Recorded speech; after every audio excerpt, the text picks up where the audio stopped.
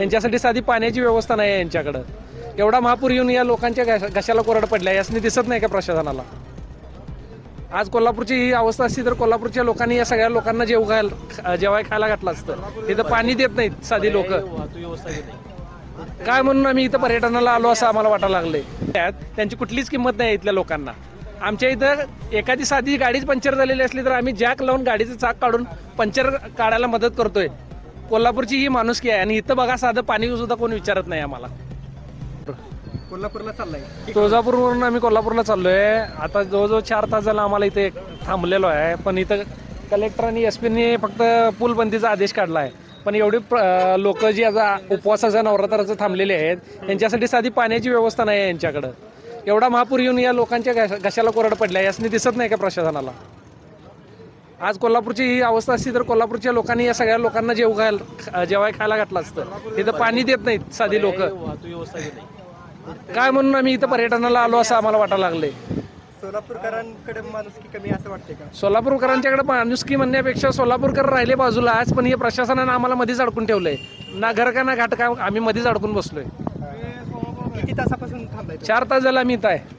या कुठे चाललो? पंढरपूरला जाऊ लागलो. महापूजा होती सकाळी, इथंच अडकून बसलो सकाळपासून. हो दादा सांगा, किती वाजल्यापासून आहे? आम्ही सकाळी 8 वाजल्यापासून इथं आहे. पाणी प्यायचं नाही इथं, काही नाही. बेजारी व्हायली माणसाची. सोडीनं झाली, बारीक माणूस सोडायला पुढे. लहान गाड्या सोडायला पाहिजे. काही नाही, पाणी खाली आहे पुलाच्या. ती कशी हाताळायची असत्या?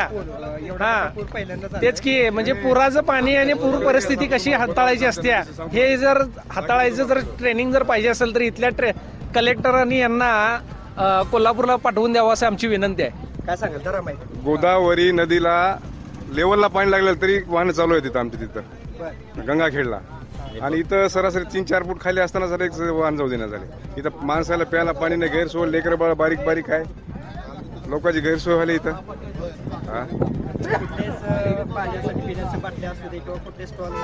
काहीच नाही इथं. कशाला काही पैसे देऊन तर नाही ना काही इथं.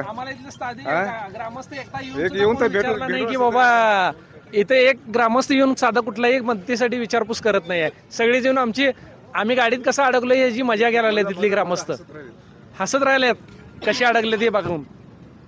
कुठल्याही परिस्थिती इथल्या ग्रामस्थांना, म्हणजे इथल्या यात्रेकरू जे रस्त्यावरती अडकले आहेत, त्यांची कुठलीच किंमत नाही इथल्या लोकांना. आमच्या इथं एखादी साधी गाडीच पंक्चर झालेली असली तर आम्ही जॅक लावून गाडीचं चाक काढून पंक्चर काढायला मदत करतोय. कोल्हापूरची ही माणुसकी आहे. आणि इथं बघा, साधं पाणी सुद्धा कोण विचारत नाही आम्हाला.